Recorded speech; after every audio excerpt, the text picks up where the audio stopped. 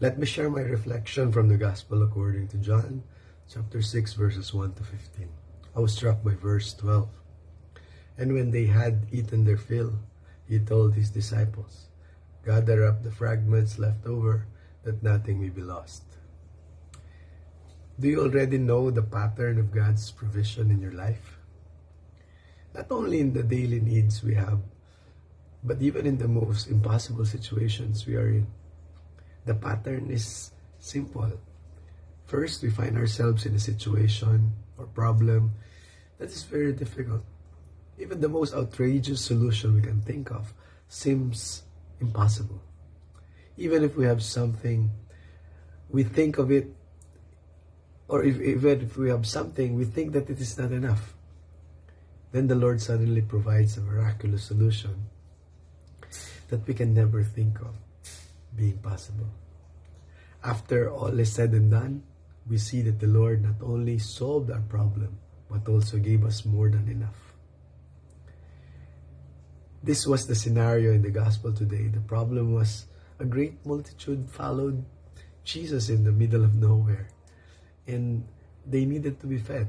One disciple said that even if they spent 200 days worth of wages, it was not enough to buy them food.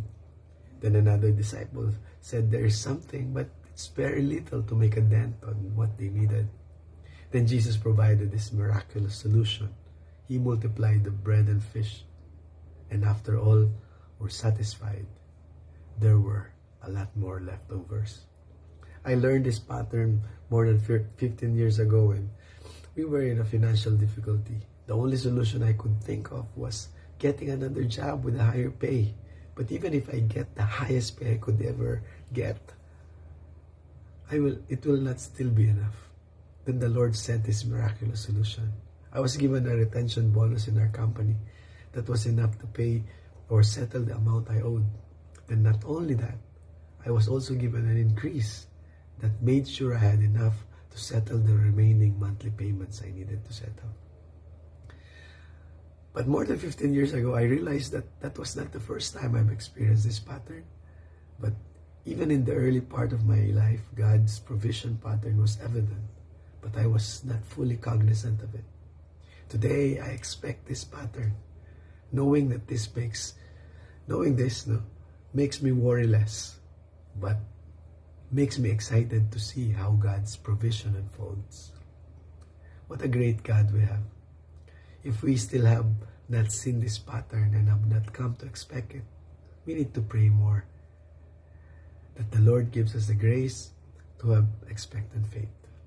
May the Lord give us the grace to trust Him more, not only to provide, but to expect that we will always be provided more than enough. Lord, heal our doubts, heal our unbelief, and give us the grace to see your pattern of provision while we are on earth. A reminder and a glimpse of what you have in store for us in the abundant life that you have prepared for us in heaven. Amen.